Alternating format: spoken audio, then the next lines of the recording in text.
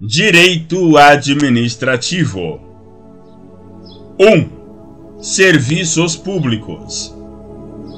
Primeiro, princípios dos serviços públicos. Princípio da continuidade dos serviços públicos. Estabelece a necessidade de que os serviços públicos sejam contínuos e ininterruptos.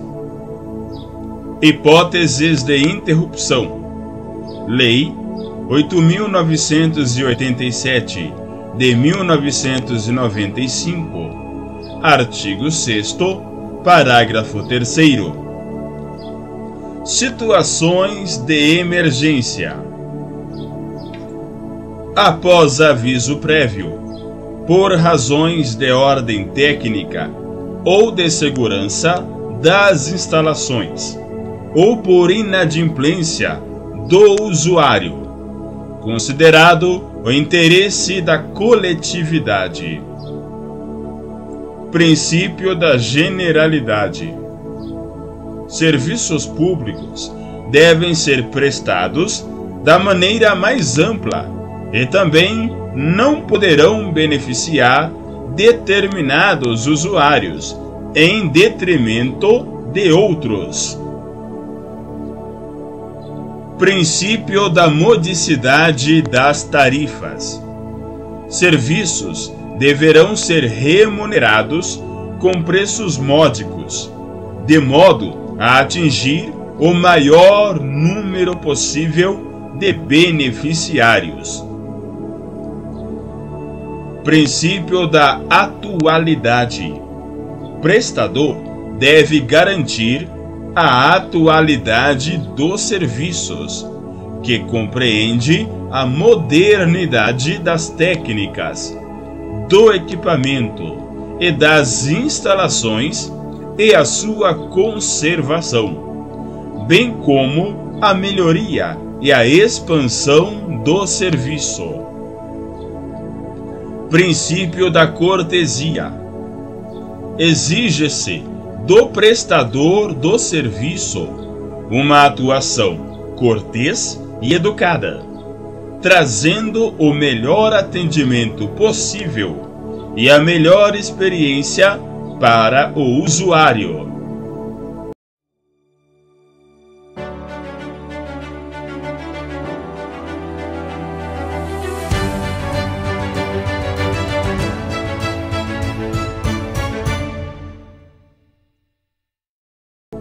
Segundo, principais classificações: delegáveis e indelegáveis.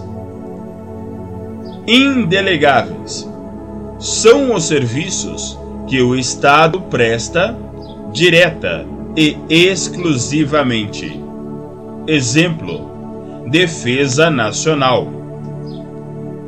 Delegáveis, tanto o Estado como os particulares delegatários prestam para atender a um interesse geral. Exemplo: transporte coletivo e energia elétrica. Coletivos: uti universi. E singulares: uti singuli. Coletivos uti universi são aqueles prestados à coletividade, mas de maneira a atingir grupos indeterminados de pessoas.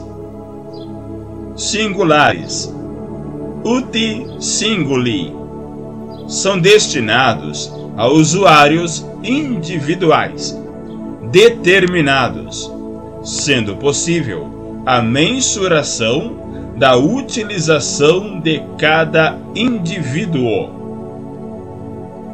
Tome nota. Súmula vinculante 41 do STF. O serviço de iluminação pública não pode ser remunerado mediante taxa. serviços públicos propriamente ditos e de utilidade pública. Propriamente ditos, o próprio Estado os executa e são considerados indispensáveis à sociedade. Em regra, são gratuitos.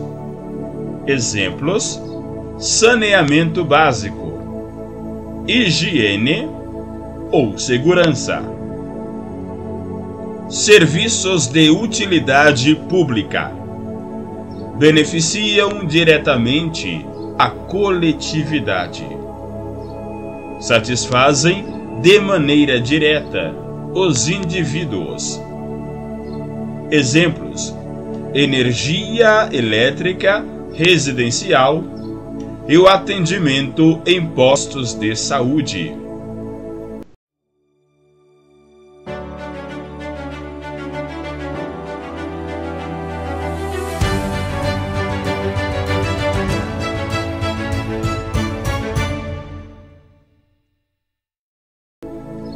Terceiro, delegação do serviço público.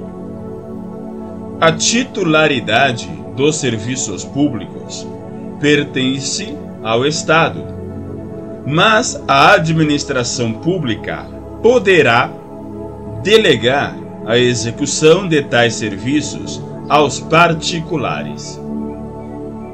Execução indireta.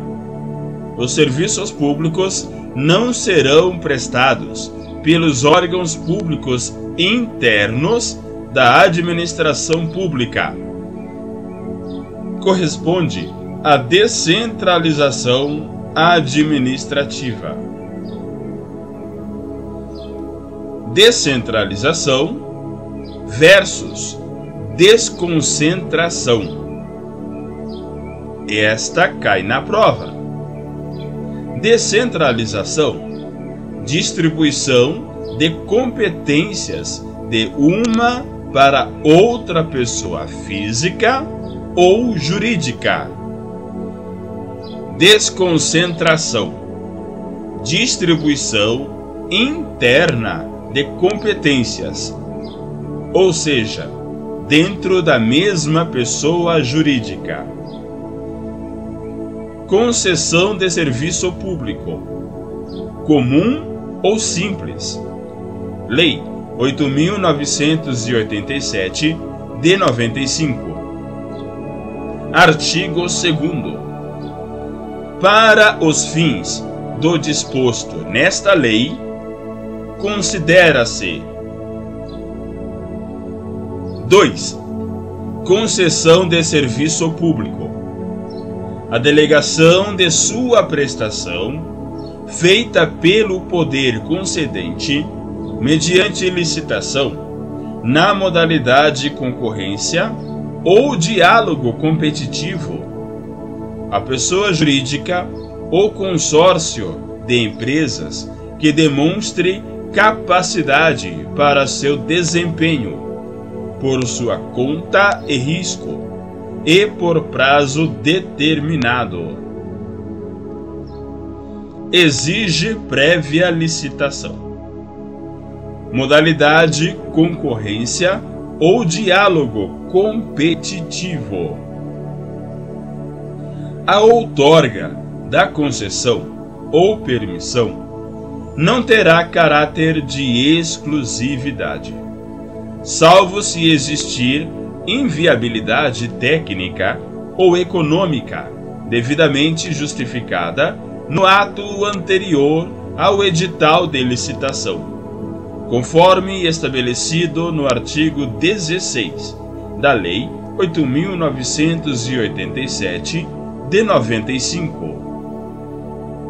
Caducidade: decorre de culpa do concessionário, inexecução total ou parcial do contrato, nas hipóteses do artigo 38, parágrafo 1º, da Lei 8.987, de 95. Pressupõe processo administrativo, com ampla defesa e possibilidade de correção das irregularidades.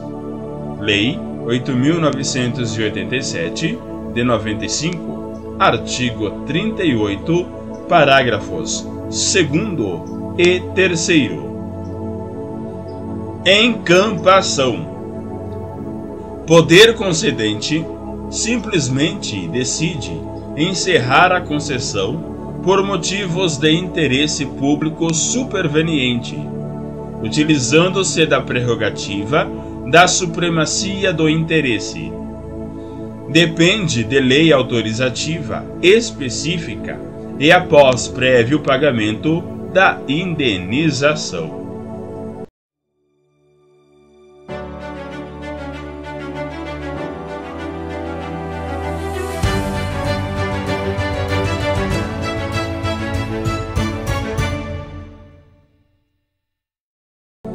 Quarto, parcerias público-privadas.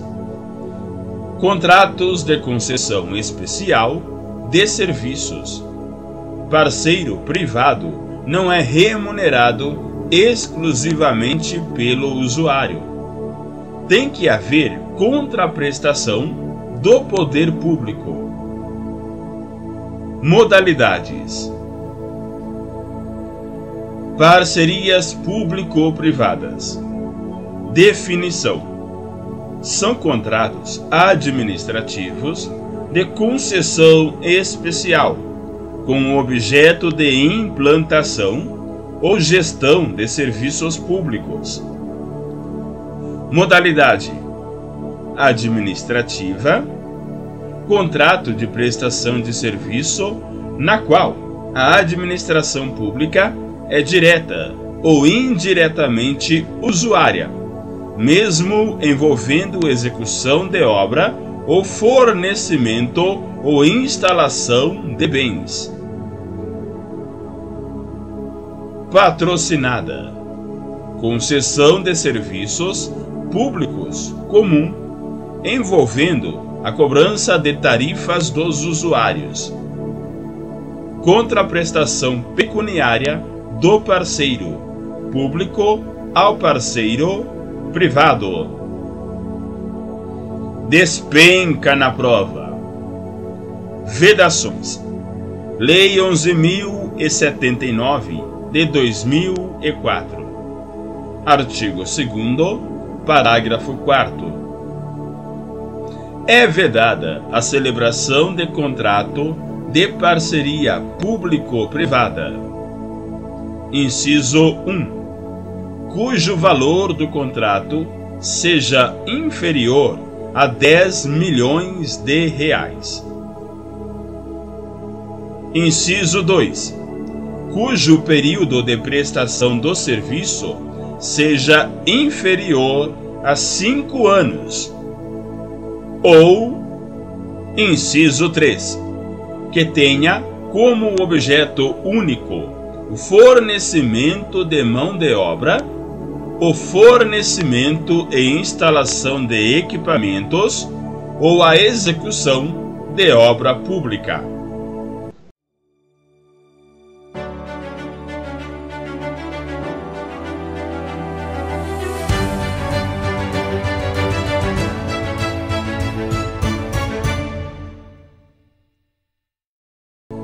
Dois. Agentes públicos.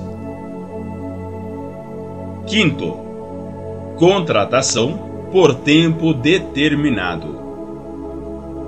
São agentes contratados por tempo determinado para atenderem necessidades temporárias de excepcional interesse público. Constituição da República Federativa do Brasil, artigo 37, inciso 9.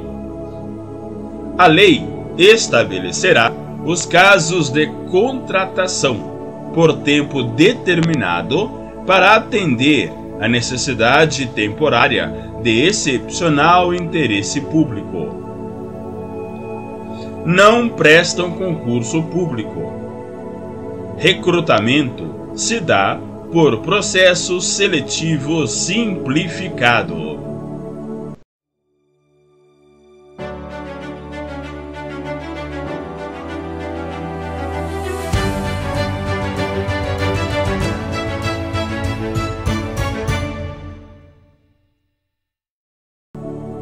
Sexto, cargo em comissão. Somente funções de chefia, direção e assessoramento, ocupados em caráter provisório, livre nomeação e exoneração. Prescindem, dispensam de concurso público.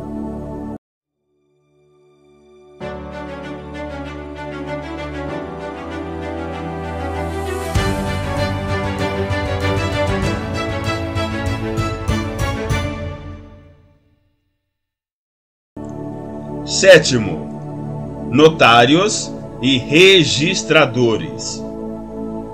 Fique atento. Os delegatários de serviços públicos, como os notários e registradores, são admitidos através de concurso público, mas são considerados particulares em colaboração, por não perderem a natureza de particulares. Constituição, artigo 236.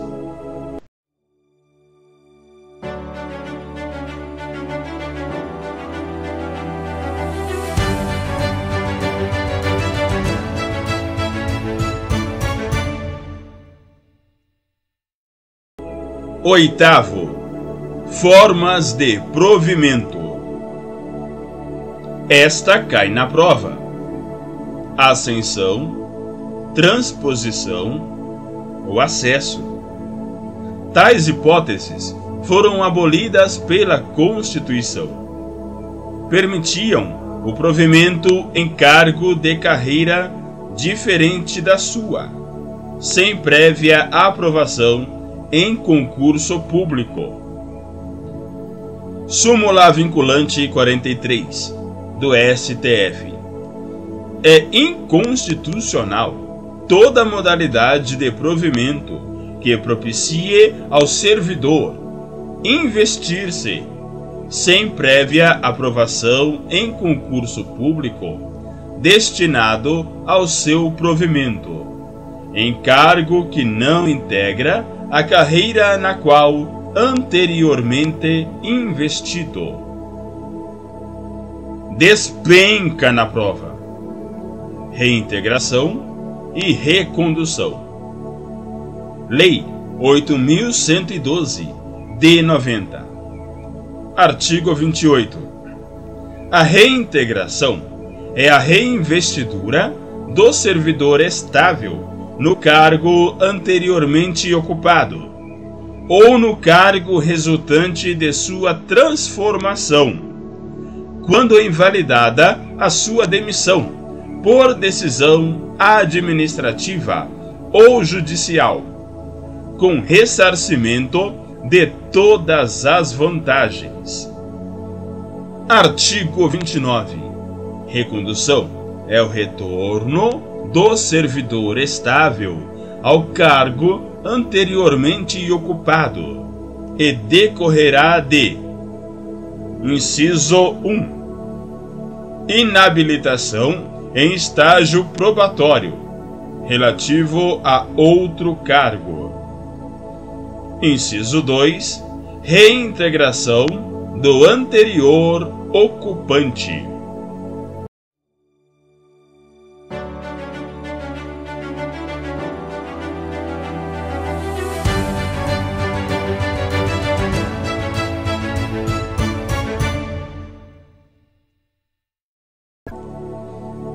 Nono, concurso público. Alteração do edital. Após a publicação do edital e no curso do certame, só se admite a alteração das regras do concurso se houver modificação na legislação que disciplina a respectiva carreira. Precedentes: Recurso Especial 318.106. Relatora ministra Ellen Grace. DJ, 18 de novembro de 2005. prazo de validade do concurso. Prorrogação. Segundo o STF, existe juízo de conveniência e oportunidade, que deverá ser feito por parte do administrador para prorrogar o prazo de validade do certame público.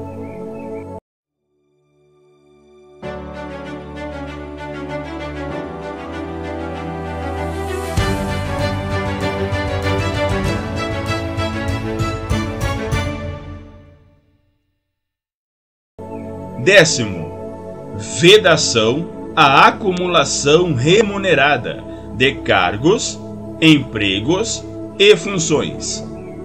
Exceções. Constituição Federal, artigo 37, inciso 16. É vedada a acumulação remunerada de cargos públicos, exceto quando houver compatibilidade de horários, observado em qualquer caso o disposto no inciso 11. A de 2 cargos de professor. B. A de 1 cargo de professor com outro técnico ou científico. C. A de 2 cargos ou empregos privativos de profissionais de saúde, com profissões regulamentadas.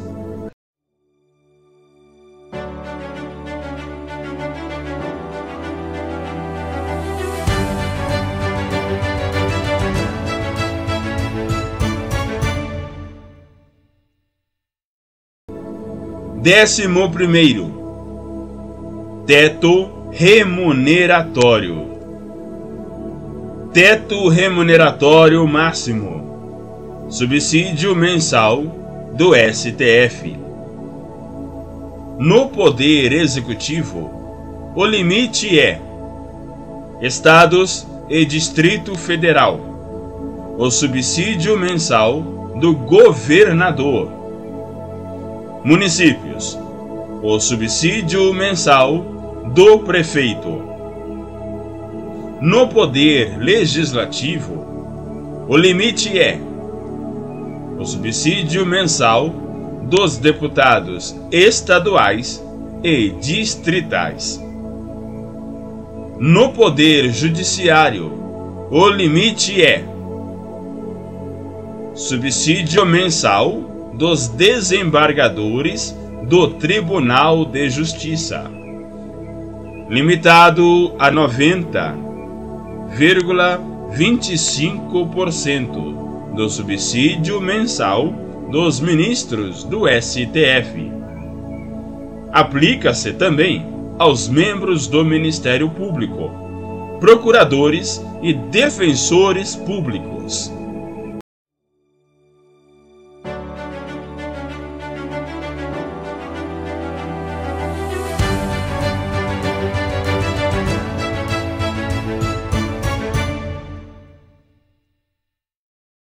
Décimo segundo, exoneração em estágio probatório. Súmula número 21 do STF. Funcionário em estágio probatório não pode ser exonerado nem demitido sem inquérito ou sem as formalidades legais de apuração de sua capacidade.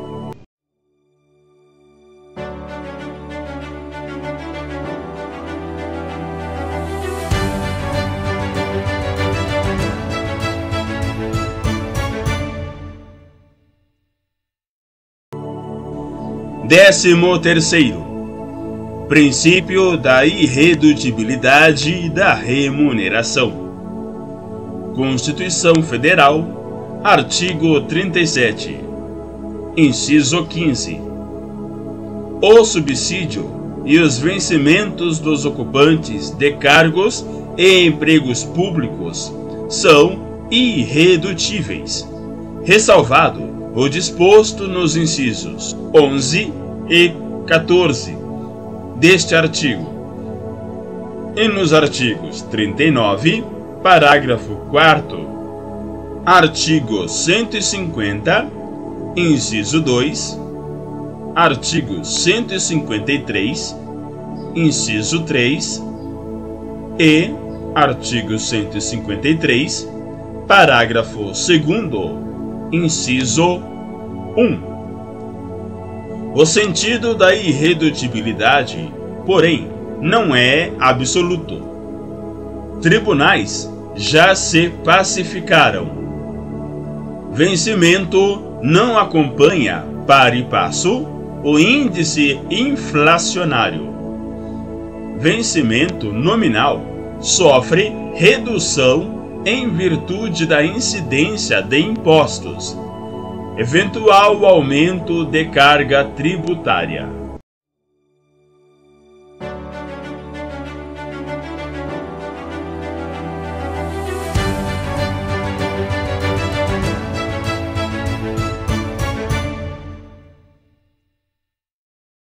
Três.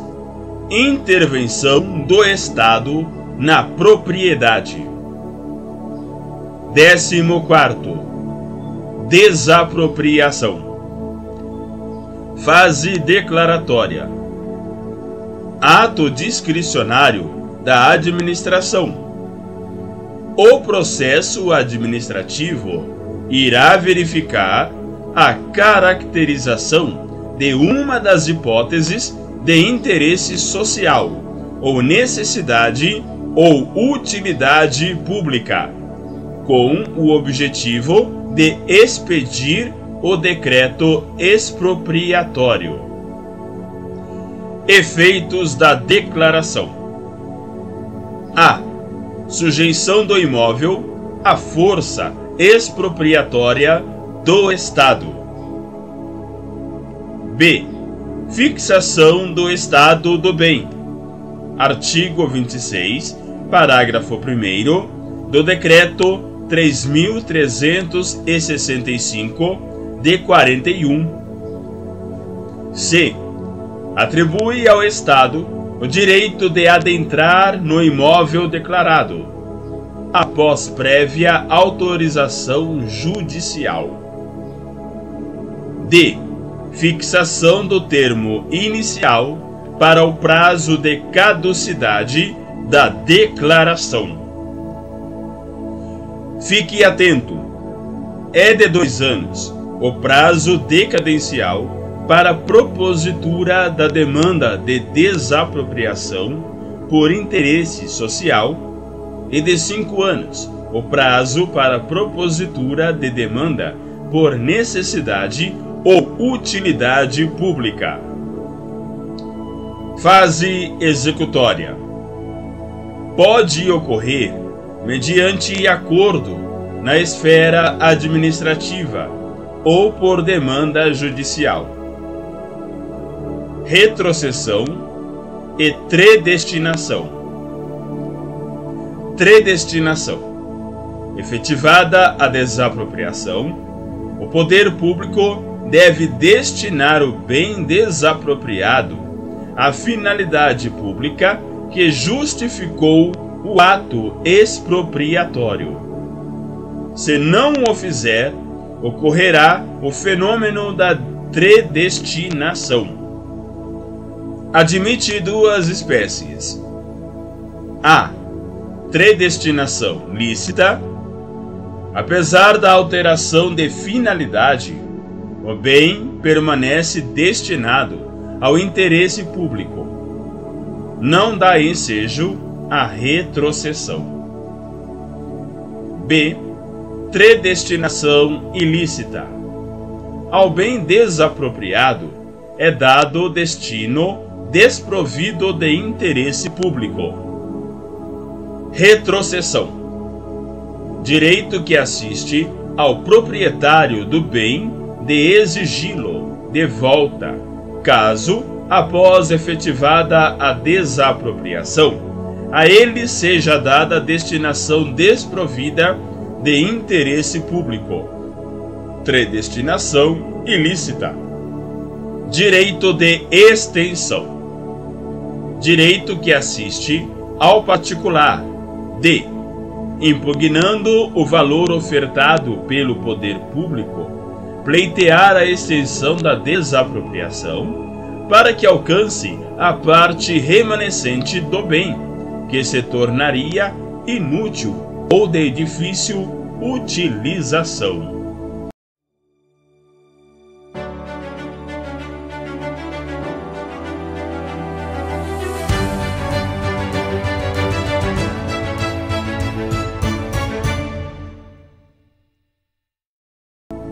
Décimo quinto, tombamento. Restrição estatal na propriedade privada, que se destina especificamente à proteção do patrimônio histórico e artístico nacional. Possibilidade de tombamento de bens de entes maiores por entes menores. RMS 18.952, do Rio de Janeiro. Relatora ministra Eliana Calmon. Segunda turma. Julgado em 26 de maio de 2005. Decisão judicial em 30 de maio de 2005.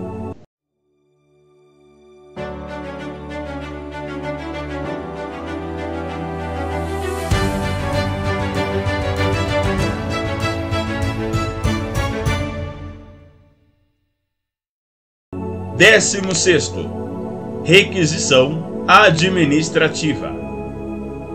Utilização pelo Estado de bens móveis e imóveis, ou mesmo de serviços prestados por particulares em face de situações de iminente perigo. A indenização será sempre posterior e, acaso haja dano.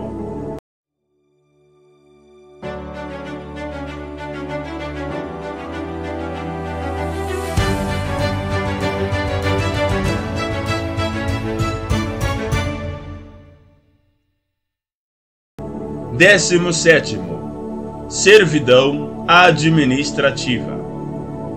Restrição específica que atinge parcial e concretamente o direito de propriedade, incidindo sobre o caráter exclusivo de propriedades determinadas.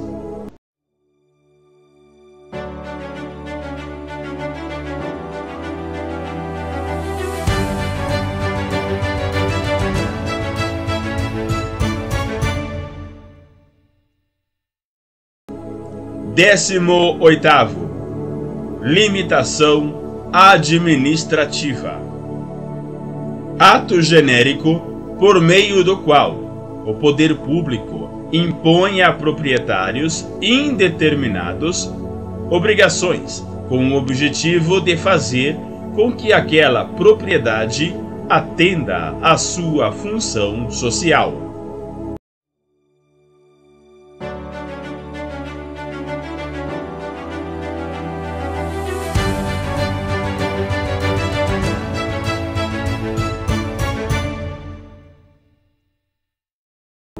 Quatro, poderes administrativos.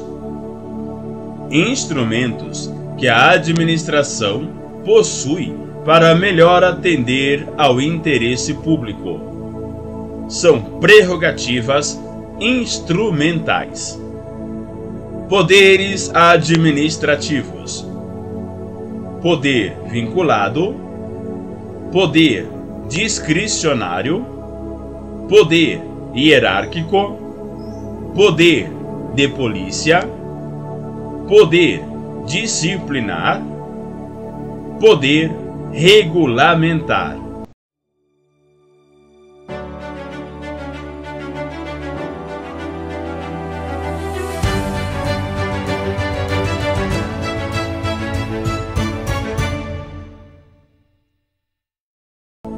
Décimo nono, poder hierárquico.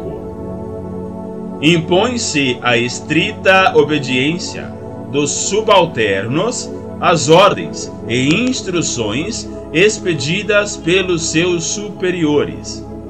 O subordinado deve cumprir as ordens que lhe sejam dadas, salvo se manifestamente ilegais.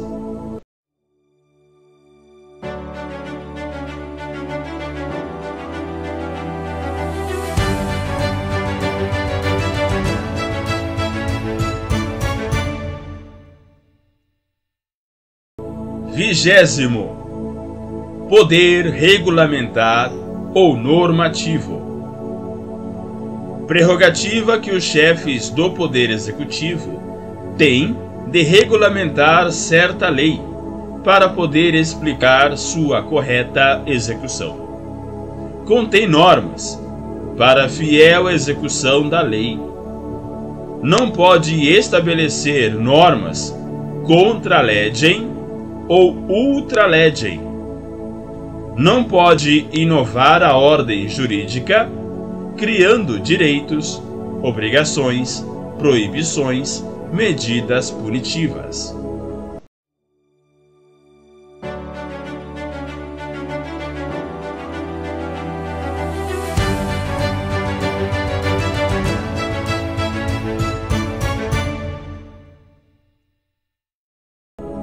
Vigésimo primeiro. Poder disciplinar. Poder que possui a administração pública de apurar infrações e aplicar penas aos servidores públicos ou demais pessoas que se sujeitem à disciplina administrativa.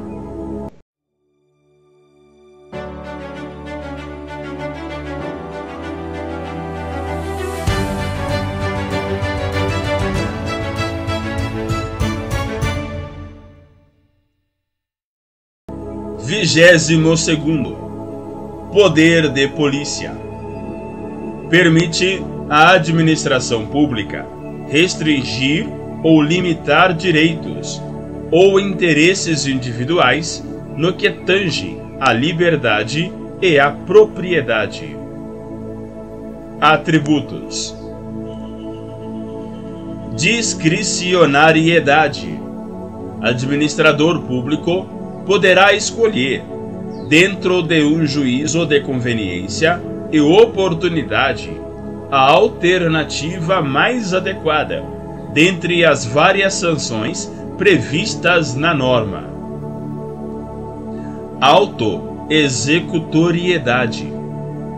Em regra, não é necessária a intervenção do judiciário para a execução dos atos materiais de polícia, a exemplo da interdição de estabelecimento.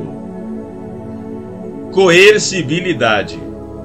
Aptidão que o ato de polícia possui de criar unilateralmente uma obrigação a ser adimplida pelo seu destinatário. Todavia, fique atento. Súmula 323 do STF. É inadmissível a apreensão de mercadorias como meio coercitivo para pagamento de tributos. Delegação do poder de polícia. É constitucional a delegação do poder de polícia, por meio de lei, a pessoas jurídicas de direito privado, integrantes da administração pública indireta, de capital social majoritariamente público, que prestem exclusivamente serviço público, de atuação própria do Estado e em regime não concorrencial. Recurso especial 633-782.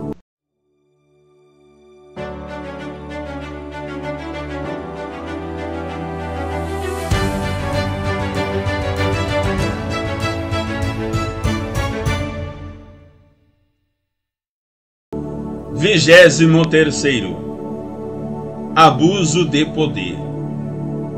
Caso o administrador atue fora dos limites previamente estabelecidos no dispositivo legal, abusará do seu poder. Admite-se duas espécies: excesso de poder. Administrador viola os limites de sua competência, invadindo atribuições elencadas a outros agentes. Desvio de poder. Administrador desvia-se do interesse público e busca alcançar fim diverso daquele previsto em lei.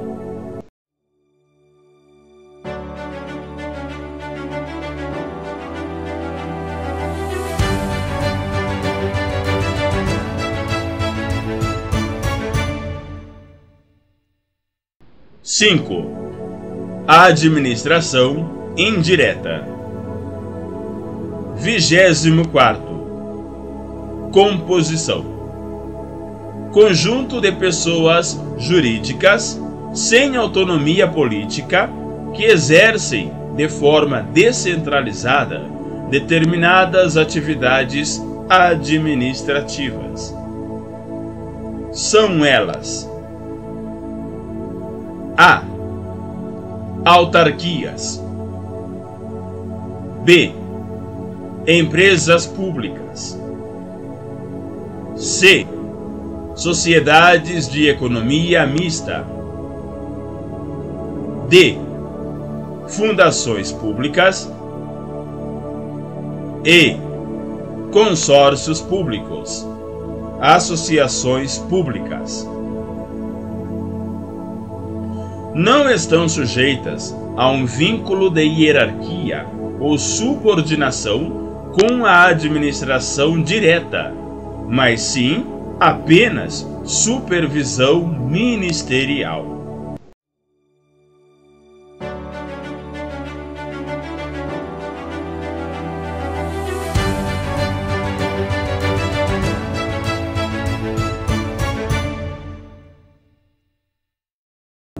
Vigésimo quinto. Criação. Autarquias e fundações de direito público. Lei específica institui diretamente as entidades. Empresas públicas, sociedades de economia mista e fundações públicas de direito privado. A lei apenas autoriza sua criação. Após, deve haver o registro dos atos constitutivos na junta comercial.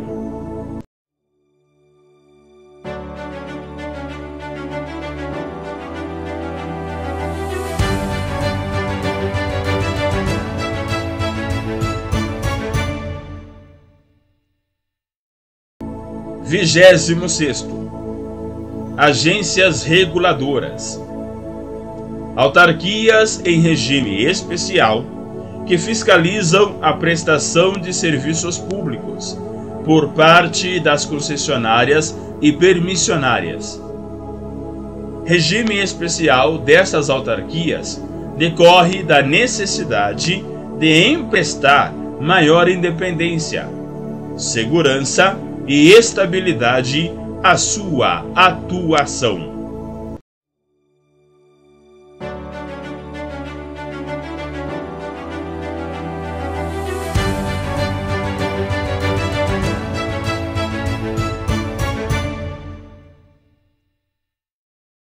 Vigésimo sétimo. Empresas públicas e sociedades de economia mista.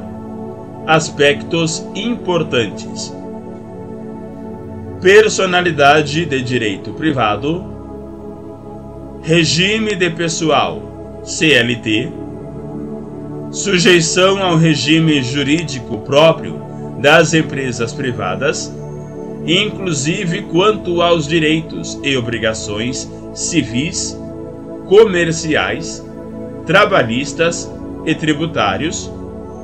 Constituição Federal, artigo 173, parágrafo 1º, inciso 2. contratação através de concurso público. Constituição, artigo 37, inciso 2. Obras e serviços através de prévia licitação, em regra. Constituição, artigo 173, parágrafo 1º. Traços comuns: criação e extinção autorizadas por lei. Personalidade jurídica de direito privado, sujeito ao controle estatal. Traços distintos: forma de organização. EP, empresas públicas, qualquer forma admitida em direito. SEM, sociedade anônima. Traços comuns: derrogação parcial do regime de direito privado por normas de direito público. Vinculação aos fins definidos na lei instituidora.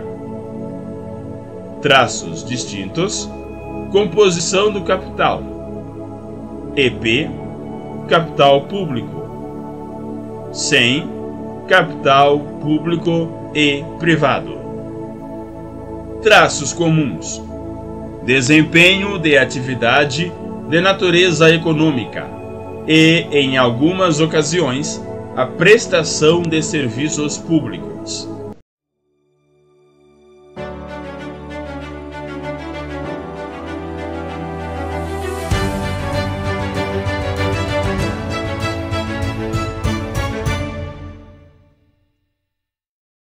Seis.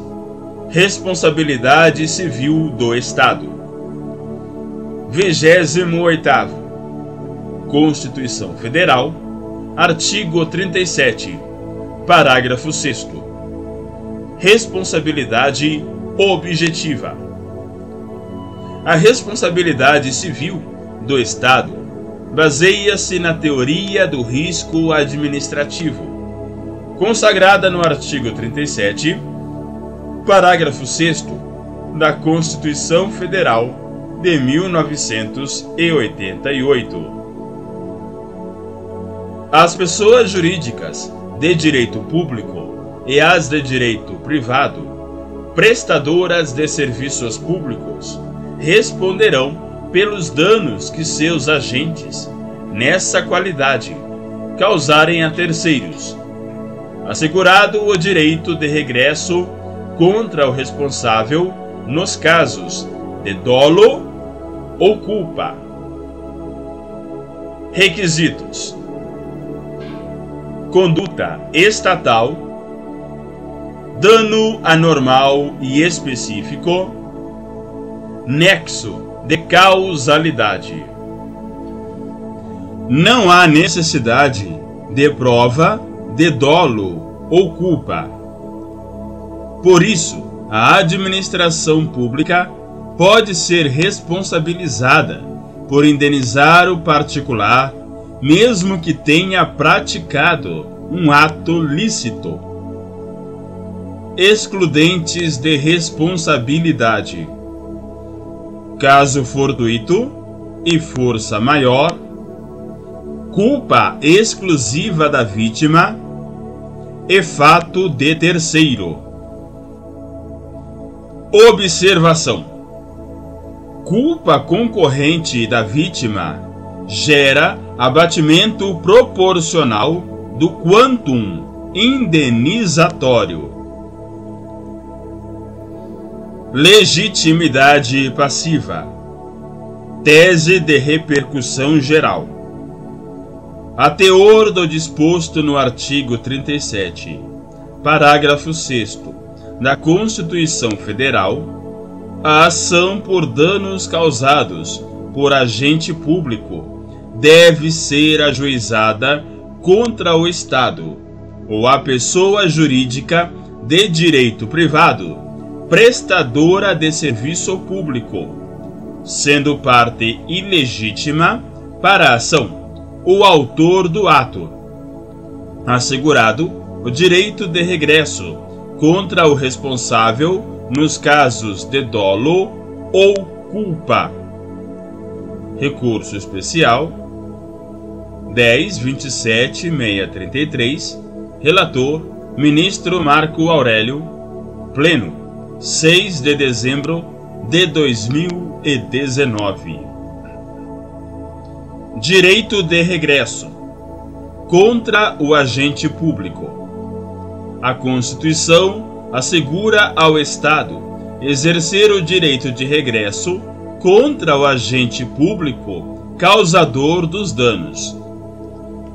A responsabilidade civil do agente estatal é subjetiva, dependente, portanto, da prova de dolo ou culpa.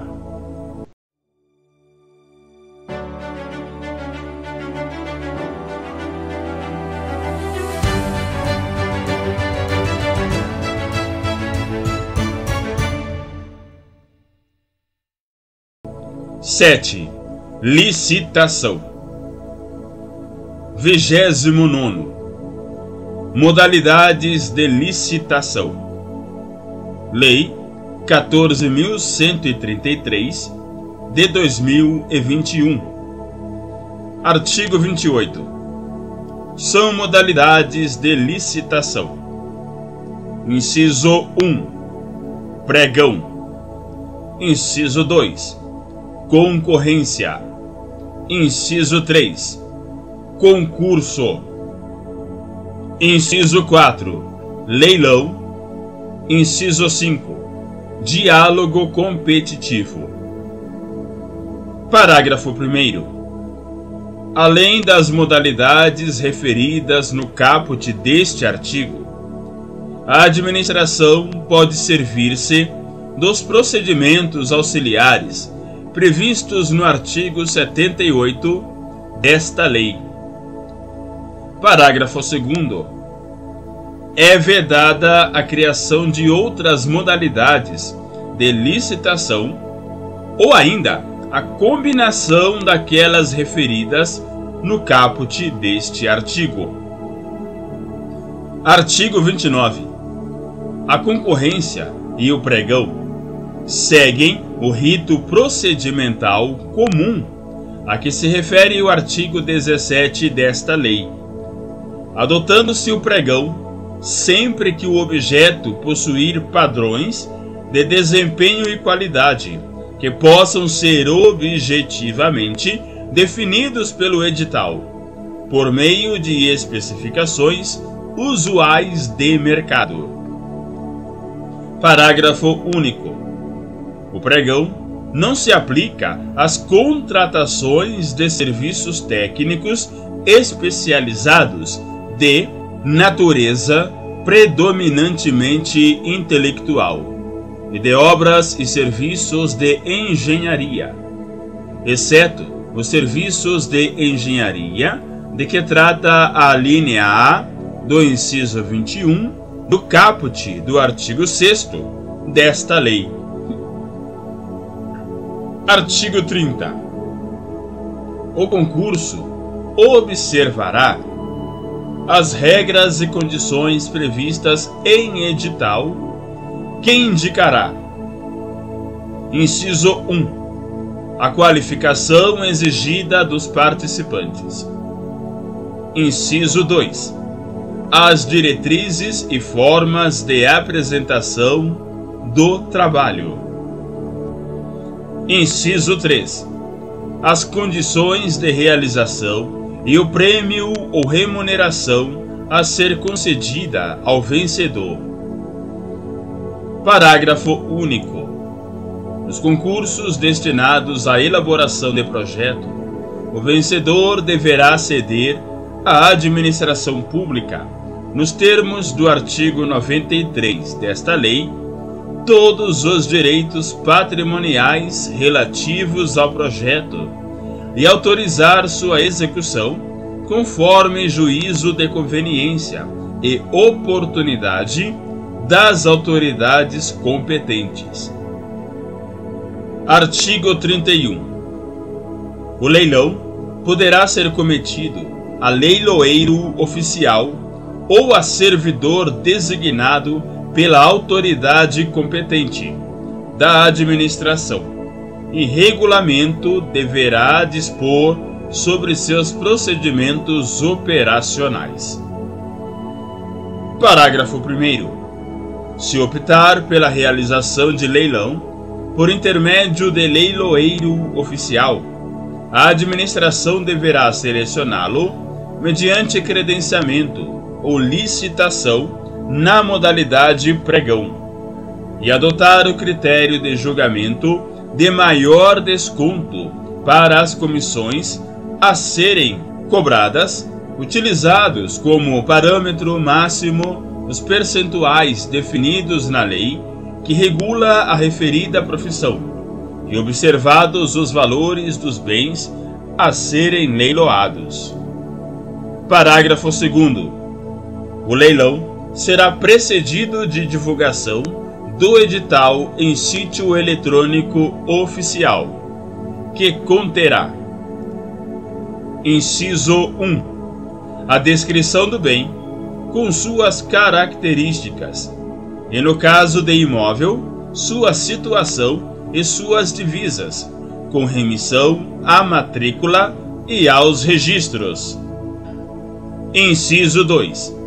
O valor pelo qual o bem foi avaliado, o preço mínimo pelo qual poderá ser alienado, as condições de pagamento e, se for o caso, a comissão do leiloeiro designado. Inciso 3. A indicação do lugar onde estiverem os móveis, os veículos e os semoventes. Inciso 4.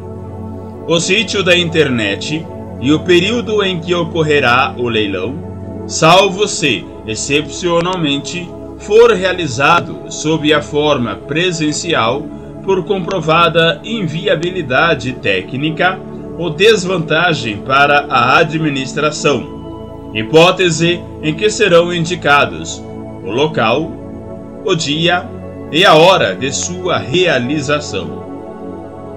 Inciso 5.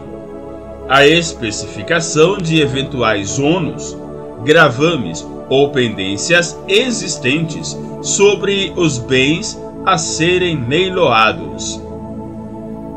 Parágrafo 3º. Além da divulgação no sítio eletrônico oficial, o edital do leilão será afixado em local de ampla circulação de pessoas na sede da administração e poderá, ainda, ser divulgado por outros meios necessários para ampliar a publicidade e a competitividade da licitação. Parágrafo 4º. O leilão não exigirá registro cadastral prévio, não terá fase de habilitação e deverá ser homologado assim que concluída a fase de lances, superada a fase recursal e efetivado o pagamento pelo licitante vencedor, na forma definida no edital. Artigo 32. A modalidade diálogo competitivo é restrita a contratações em que a administração, inciso 1, vise a contratar objeto que envolva as seguintes condições. Alínea A. Inovação tecnológica ou técnica. Alínea B. Impossibilidade de o órgão ou entidade ter sua necessidade satisfeita, sem a adaptação de soluções disponíveis no mercado. E C. Impossibilidade de as especificações técnicas serem definidas com precisão suficiente pela administração. Inciso 2. Verifique a necessidade de definir e identificar os meios e as alternativas que possam satisfazer suas necessidades, com destaque para os seguintes aspectos: a solução técnica mais adequada. B. Os requisitos técnicos aptos a concretizar a solução já definida. C. A estrutura jurídica ou financeira do contrato. Parágrafo 1º. Na modalidade diálogo competitivo, serão observadas as seguintes disposições. Inciso 1. A administração apresentará, por ocasião da divulgação do edital, em sítio eletrônico oficial, suas necessidades e as exigências já definidas, e estabelecerá prazo mínimo de 25 dias úteis para manifestação de interesse na participação da licitação. Inciso 2. Os critérios empregados para a pré-seleção dos licitantes deverão ser previstos em edital e serão admitidos todos os interessados que preencherem os requisitos objetivos estabelecidos. 3. A divulgação de informações de modo discriminatório que possa implicar vantagem para algum licitante será vedada. 4. A administração não poderá revelar a outros licitantes as soluções propostas ou as informações sigilosas comunicadas por um licitante sem o seu consentimento. Inciso 5. A fase de diálogo poderá ser mantida até que a administração, em decisão fundamentada, identifique a solução ou as soluções que atendam às suas necessidades. 6. As reuniões com os licitantes pré-selecionados serão registradas em ata e gravadas mediante utilização de recursos tecnológicos de áudio e vídeo. 7. O edital poderá prever a realização de fases sucessivas, caso em que cada fase poderá restringir as soluções ou as propostas a serem definidas. 8. A administração deverá, ao declarar que o diálogo foi concluído, juntar aos autos do processo licitatório os registros e as gravações da fase de diálogo, iniciar a fase competitiva com a divulgação de edital contendo a especificação da solução que atenda às suas necessidades e os critérios objetivos a serem utilizados para a seleção da proposta mais vantajosa e abrir prazo não inferior a 60 dias úteis para todos os licitantes pré-selecionados na forma do inciso 2 deste parágrafo, apresentarem suas propostas, que deverão conter os elementos necessários para a realização do projeto. 9. A administração poderá solicitar esclarecimentos ou ajustes às propostas apresentadas, desde que não impliquem discriminação nem distorçam a concorrência entre as propostas. 10. A administração definirá a proposta vencedora de acordo com critérios divulgados no início da fase competitiva, assegurada a contratação mais vantajosa como resultado. 11. O diálogo competitivo será conduzido por comissão de contratação composta de pelo menos 3 servidores efetivos ou empregados públicos pertencentes aos quadros permanentes da administração, admitida a contratação de profissionais para assessoramento técnico da comissão. Parágrafo 2º. Os profissionais contratados para os fins do inciso 11 do parágrafo 1º deste artigo assinarão termo de confidencialidade e abster-se-ão de atividades que possam configurar conflito de interesses.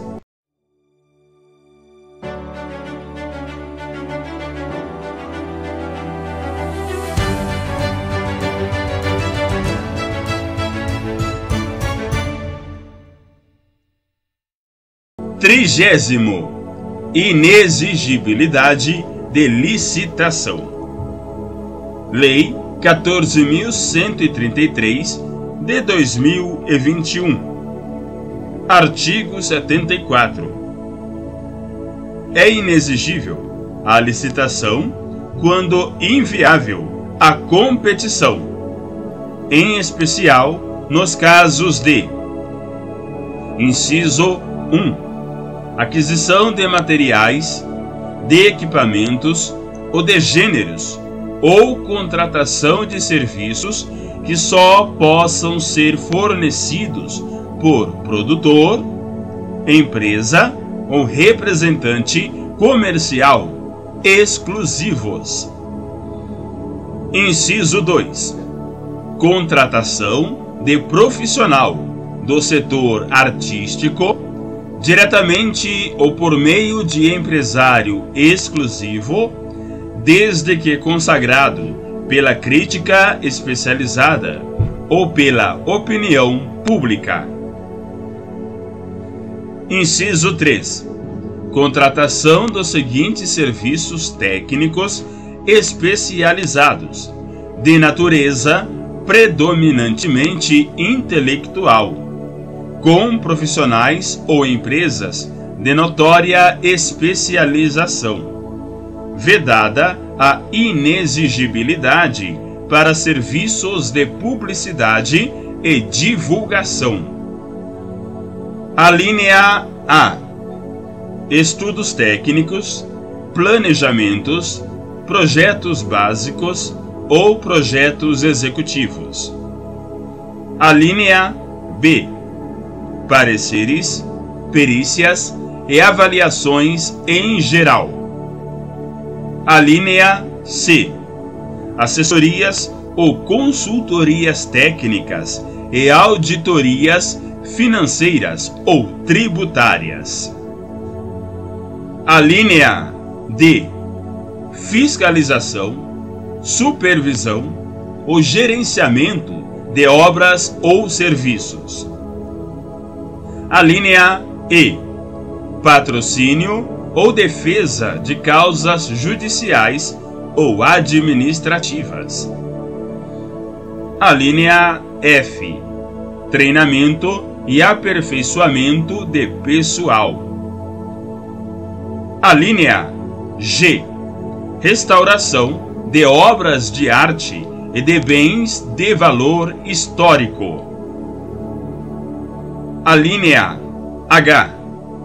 Controles de qualidade e tecnológico, análises, testes e ensaios de campo e laboratoriais, instrumentação e monitoramento de parâmetros específicos de obras e do meio ambiente e demais serviços de engenharia que se enquadrem no disposto neste inciso.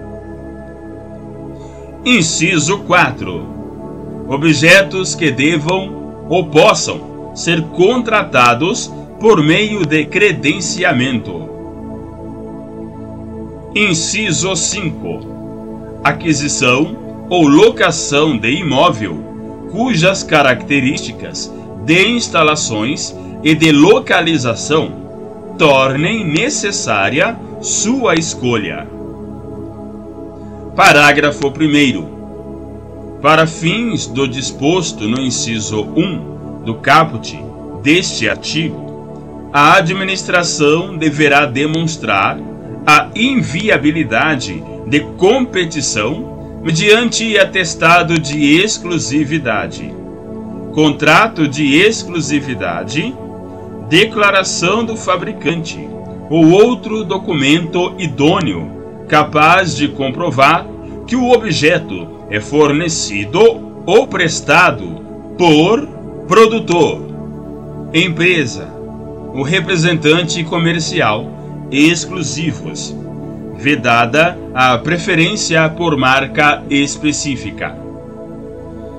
Parágrafo 2º. Para fins do disposto no inciso 2 do caput deste artigo, considera-se empresário exclusivo a pessoa física ou jurídica que possua contrato, declaração, carta ou outro documento que ateste a exclusividade permanente e contínua de representação no país ou em estado específico do profissional do setor artístico, afastada a possibilidade de contratação direta por inexigibilidade por meio de empresário com representação restrita a evento ou local específico. Parágrafo 3º. Para fins do disposto no inciso 3 do caput deste artigo, considera-se de notória especialização o profissional ou a empresa cujo conceito no campo de sua especialidade decorrente de desempenho anterior, estudos, experiência, publicações, organização, aparelhamento, equipe técnica ou outros requisitos relacionados com suas atividades permita inferir que o seu trabalho é essencial e reconhecidamente adequado à plena satisfação do objeto do contrato. Parágrafo 4º. Nas contratações com fundamento no inciso 3 do caput deste artigo, é vedada a subcontratação de empresas ou a atuação de profissionais distintos daqueles que tenham justificado a inexigibilidade. Parágrafo 5º. Nas contratações com fundamento no inciso 5 do caput deste artigo, devem ser observados os seguintes requisitos. Inciso 1. Avaliação prévia do bem, do seu estado de conservação, dos custos de adaptações, quando imprescindíveis às necessidades de utilização e do prazo de amortização dos investimentos. Inciso 2. Certificação da inexistência de imóveis públicos, vagos e disponíveis que atendam ao objeto. Inciso 3. Justificativas que demonstrem a singularidade do imóvel a ser comprado ou locado pela administração e que evidenciem vantagem para ela.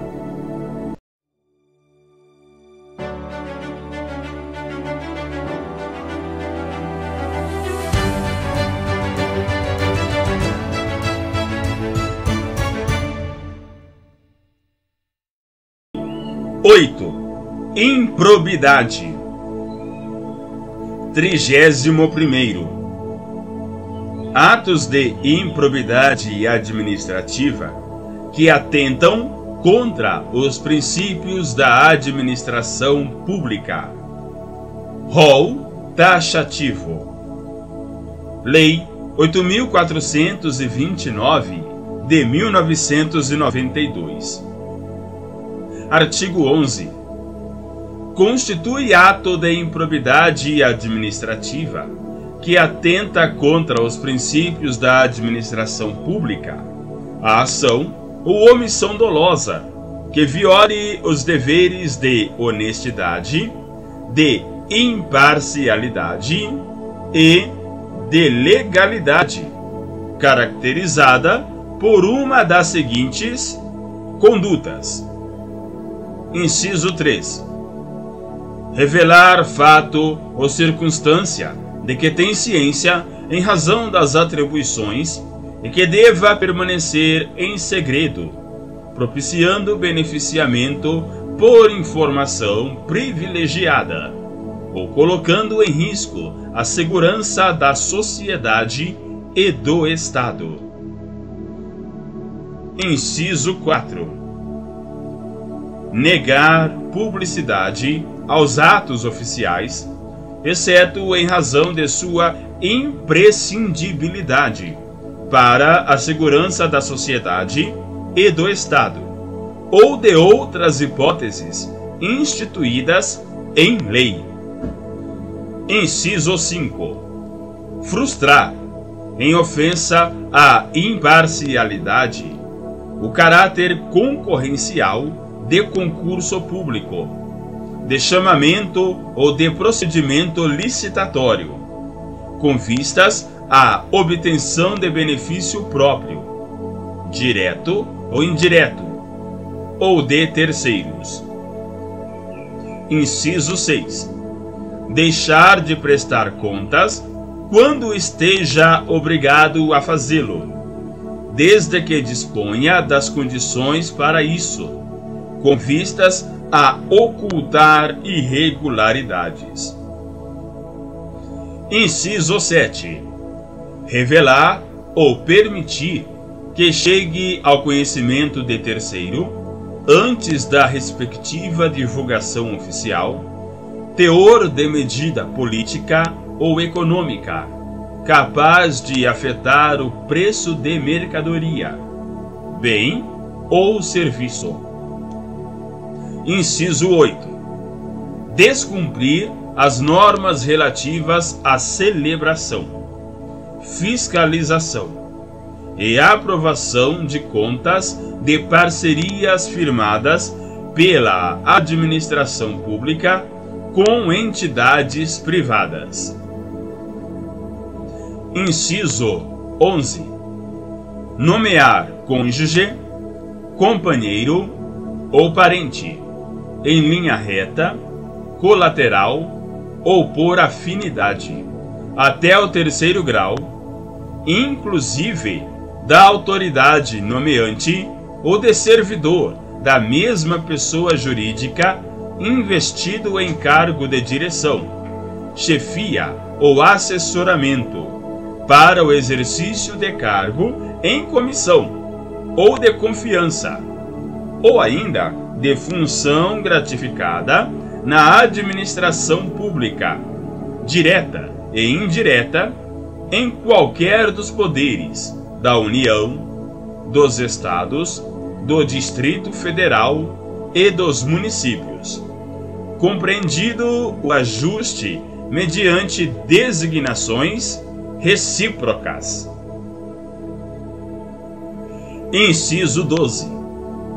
Praticar, no âmbito da administração pública e com recursos do erário, ato de publicidade que contrarie o disposto no parágrafo 1º do artigo 37 da Constituição Federal, de forma a promover inequívoco enaltecimento do agente público e personalização de atos, de programas, de obras, de serviços ou de campanhas dos órgãos públicos. Parágrafo 1º. Nos termos da Convenção das Nações Unidas contra a Corrupção, promulgada pelo Decreto número 5.687, de 31 de janeiro de 2006, somente haverá improbidade administrativa na aplicação deste artigo, quando for comprovado, na conduta funcional do agente público, o fim de obter proveito ou benefício indevido para si ou para outra pessoa ou entidade. Parágrafo 2º. Aplica-se o disposto no parágrafo 1º deste artigo a quaisquer atos de improbidade administrativa tipificados nesta lei e em leis especiais, e a quaisquer outros tipos especiais de improbidade administrativa instituídos por lei. Parágrafo 3º. O enquadramento de conduta funcional na categoria de que trata este artigo pressupõe a demonstração objetiva da prática de ilegalidade no exercício da função pública, com a indicação das normas constitucionais, legais ou infralegais violadas. Parágrafo 4º. Os atos de improbidade de que trata este artigo exigem lesividade relevante ao bem jurídico tutelado para serem passíveis de sancionamento e independem do reconhecimento da produção de danos ao erário e de enriquecimento ilícito dos agentes públicos. Parágrafo 5º. Não se configurará improbidade a mera nomeação ou indicação política por parte dos detentores de mandatos eletivos, sendo necessária a aferição de dolo com finalidade ilícita por parte do agente.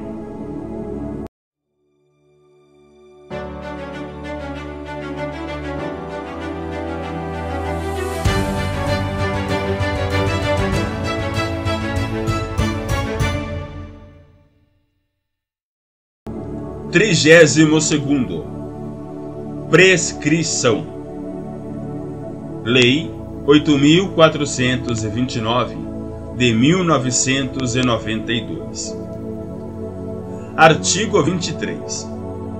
A ação para a aplicação das sanções previstas nesta lei prescreve em 8 anos, contados a partir da ocorrência do fato, ou, no caso de infrações permanentes, do dia em que cessou a permanência. Parágrafo 1º.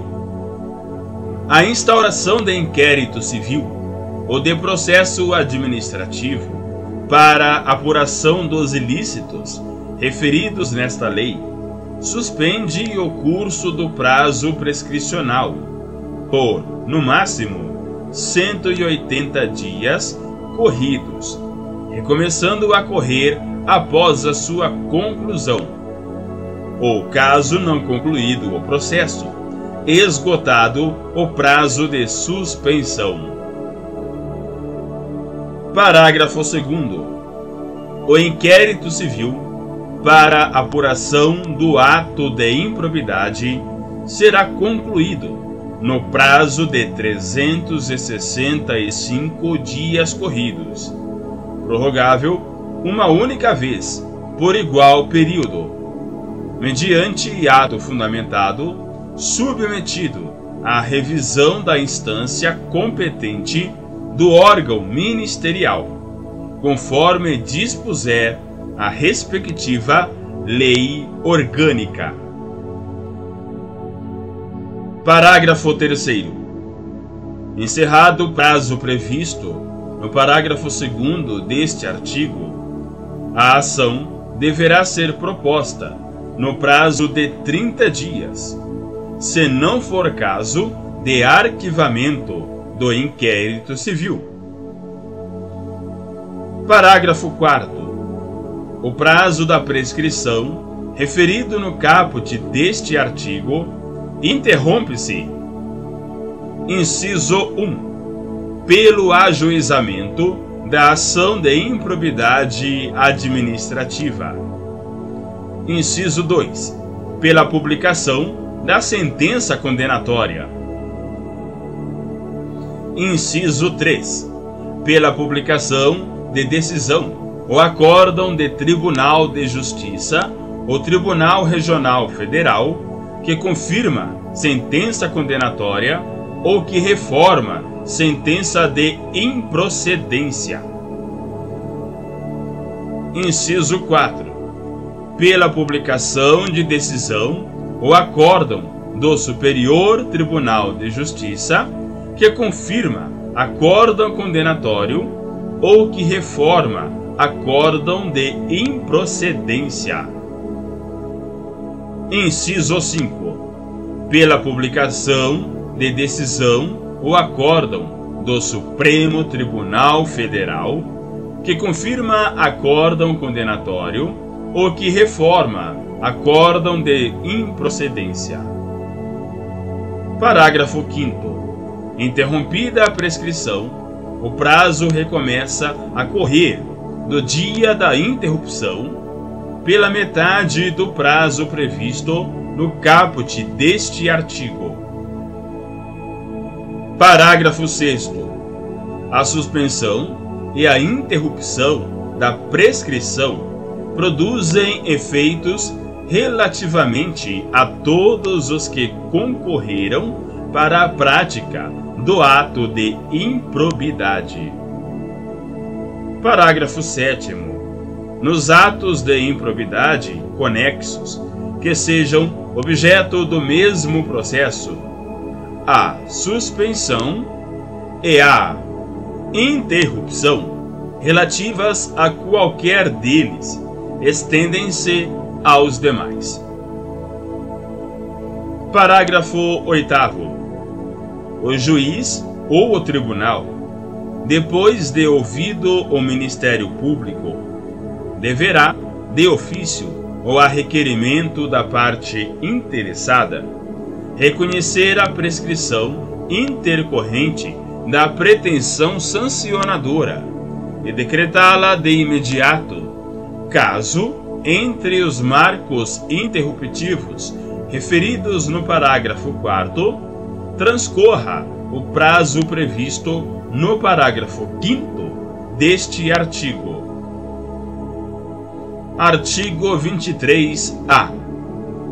É dever do poder público oferecer contínua capacitação aos agentes públicos e políticos que atuem com prevenção ou repressão de atos de improbidade administrativa. Artigo 23-B. Nas ações e nos acordos regidos por esta lei, não haverá adiantamento de custas, de preparo, de emolumentos, de honorários periciais e de quaisquer outras despesas. Parágrafo 1º. No caso de procedência da ação, as custas e as demais despesas processuais serão pagas ao final. Parágrafo 2º. Haverá condenação em honorários sucumbenciais em caso de improcedência da ação de improbidade, se comprovada má-fé. Artigo 23-C. Atos que ensejem enriquecimento ilícito, perda patrimonial, desvio, apropriação, malbaratamento ou dilapidação de recursos públicos dos partidos políticos ou de suas fundações serão responsabilizados nos termos da Lei número 9096, de 19 de setembro de 1995.